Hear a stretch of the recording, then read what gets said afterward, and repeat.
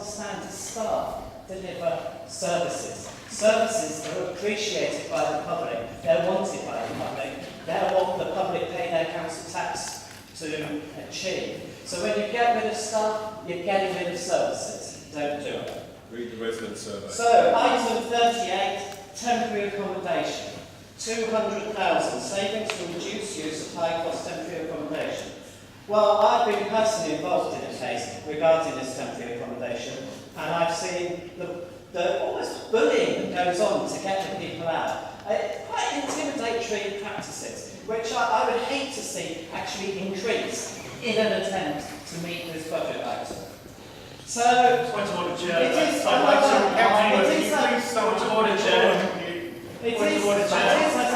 saying, Through the Chair, please sum up. it is, as I'm saying, Point of order. Mr. Mayor. Let Mr. Byrne finish. Just Mr. Mayor, relates to a specific case, and I would ask Councillor Wood to be very careful on details that he'd like to put in public about cases of individual residents that are very complex. I haven't mentioned any person today or any details of the case. Mr. Mayor, Trying to influence me. Mr. Mayor, Councillor Werner, Councillor Werner has formed in this area. There is a code of conduct complaint successfully upheld against him for such a matter. And we need to be very careful with his actions. Prior actions that indicate future performance in this case. Finish, Councillor. Well, I'm going to sum up now, without mentioning him. I've moved on anyway, so I don't really know what the fuss is about. You're under 2 minutes. So, yeah, but I've had so many interruptions, I must get some extra time, I think it's good.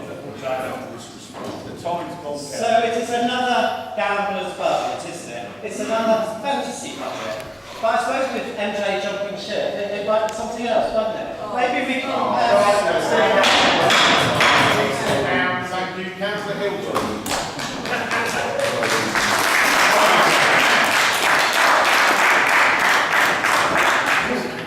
Thank you very much, Mr. Mayor. I mean, it's quite interesting listening to Councillor Werner, because it almost been another life when we took control of the council way back from the Democrats. Within 3 weeks, I found in the budget a £1 million hole in revenues from parking. So I wouldn't listen to a word Stop the weekly bin collection. So, listen there. Transparency is very important to this administration.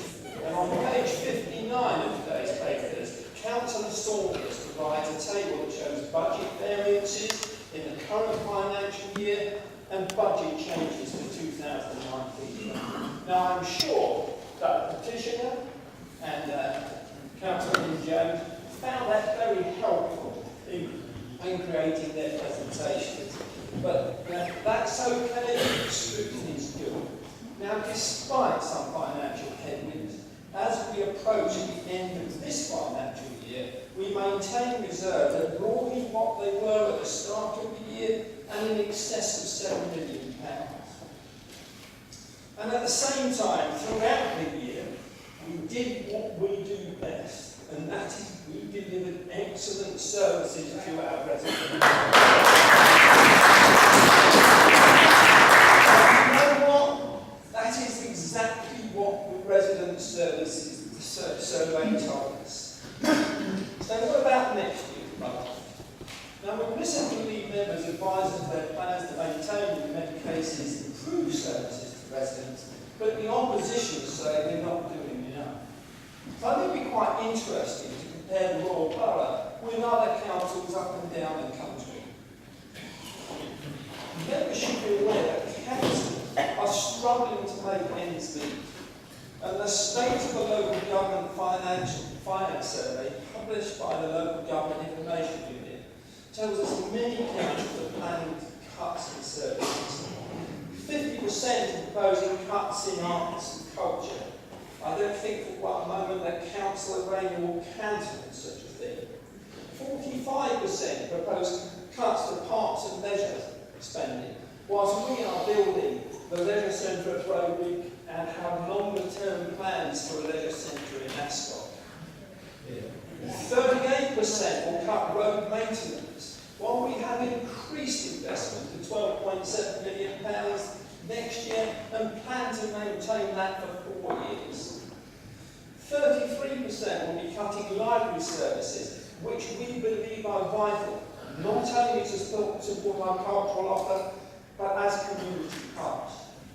22% are reducing waste collection, and we're making proposals, through Councillor Airy, are making a proposal to secure weekly bin collections for the next 8 years. And that's exactly what our residents deserve, and we will be amongst just 25% of council who provide such a service. 18% are cutting support to the CAB. Whilst last year we entered into a 3-year agreement to support the vital work of the Maidenhead Citizens Advice Bureau by increasing their grant by 1/3 to £132,000. Now lastly, more than 50% of councils are using reserves to support their budgets, while we plan to increase reserves by £3.5 million to put ourselves in a strong position to manage the considerable uncertainties of the coming year. The very uncertainties that our residents who ask questions today believe Brexit will bring. Mr. Mayor, this is an excellent budget and deserves unanimous support.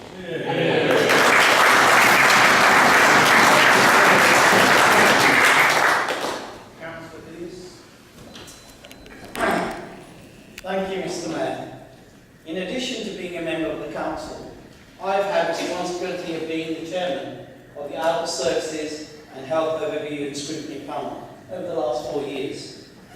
Members may be aware that making projections or predictions for budgeting for adult social care is not an easy task, as small variations in the health of vulnerable adults in our borough can result in additional provision being required for those individuals. A responsibility that the Royal Borough takes very seriously, and it is what our residents deserve. Over the last 4 years, there have been times where additional funding has been needed, both in adult services and social care services. As a borough, we are fortunate to have excellent officers and lead members who have put into place sources of funding that mean that the most vulnerable citizens of this borough are not ever disadvantaged. They have responded positively to scrutiny from the panel that I chair.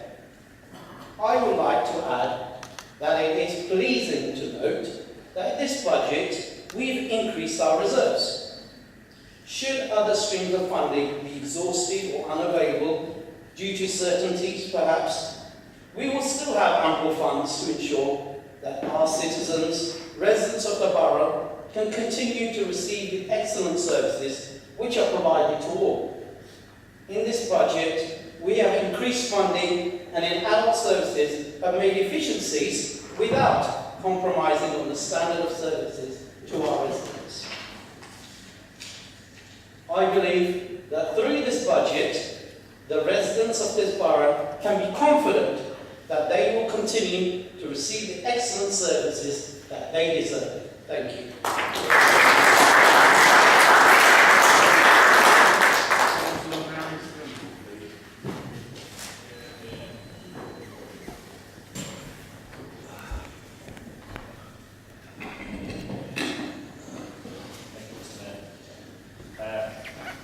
Councillor Williams has asked that to deliver his speech, as he is indisposed. But before I do so, I'd like to express my own view and welcome the budget and draw attention to the increase in adult social care investment. I've been speaking with Councillor Carroll about this for some time now, and I'm delighted that this will bring much benefit to the residents of Pickens Green. I also welcome the additional security measures that the 1.4 million CCTV investment will deliver, which will see an additional camera site within Open Grove Park in Pickens Resort.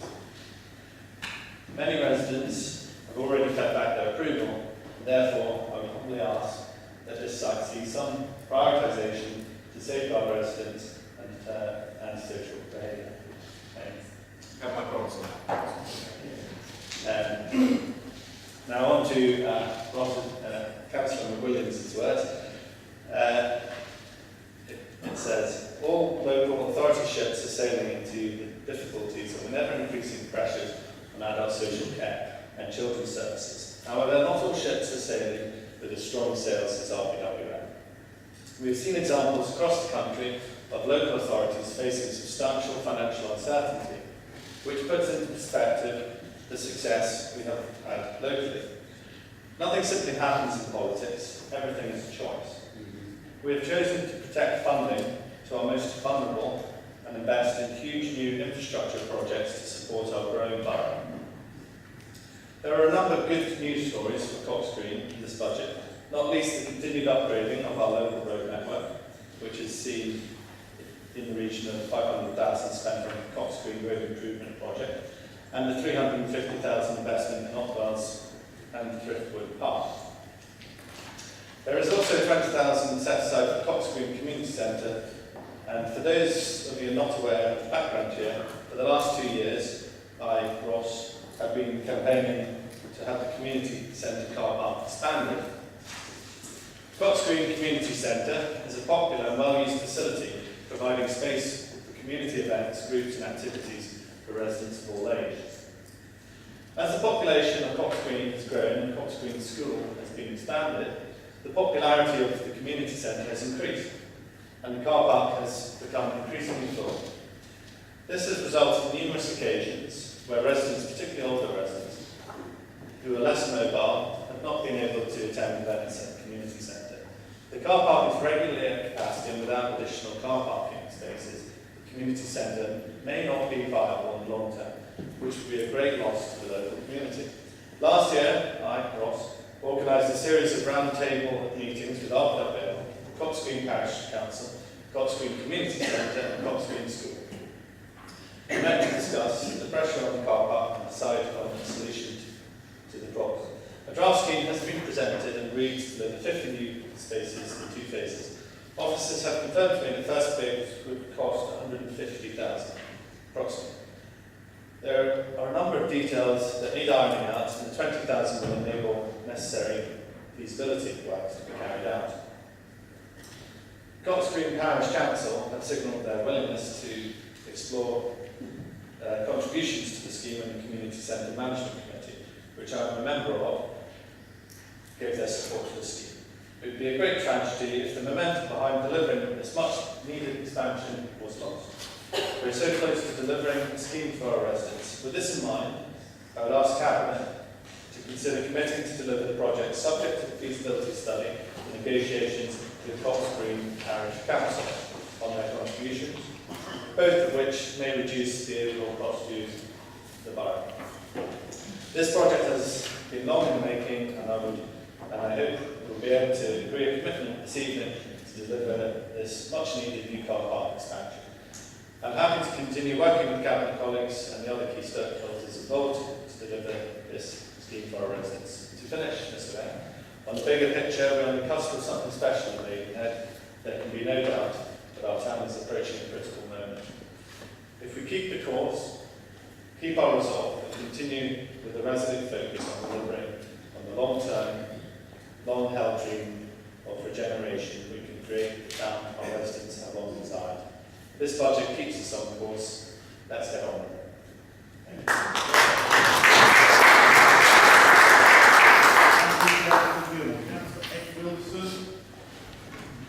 Thank you very much, Mr. Mayor. I do congratulate you on the precedent there set. If in the next time Councillor Hill will deliver my budget speech, I wouldn't have to listen to all the problems that we've had for the last 3 hours. However, Mr. Mayor, I do want to draw the attention to the preparation of this budget and the audit and risk piece around this budget, which is often overlooked. Councillor Saunders has been a fantastic lead member for finance. He has given generously of his time when members, obviously not myself, have asked very silly, obvious questions of And he has always been very, very kind in his approach and his answers. I would like to give him a very, very small gift of my appreciation. Thank you very much. It's a gift from a Scotsman, so it doesn't cost very much. Mr. Mayor, this budget is set against a background, a very difficult background, which Councillor Milton says. But it's a budget which has been prepared with the advice of external auditors, going back to the point that the petitioner made about how we conduct ourselves. We have a clean, unqualified audit again in this council. Again. We also have a very robust approach and an improving approach to risk management within this budget. Clean audit, improving the risk management and risk strategy of this budget. I can almost see that on a banner, but it doesn't really scan very well against. Now, let me turn to some of the performance indicators in this budget. As has been mentioned, there are lots and lots of issues around this council in terms of collecting money in. This budget presents a very, very strong surplus within its collection surpluses. That is an indicator in any council, that we are able to collect the taxes that we are setting. That is a very, very important indicator, and one which has not been raised by any member of the varying groups within the opposition. But a very important point. Mr. Mayor, this is a commissioning council, and it's a commissioning council where we actually see things working very well in terms of budgeting pressures.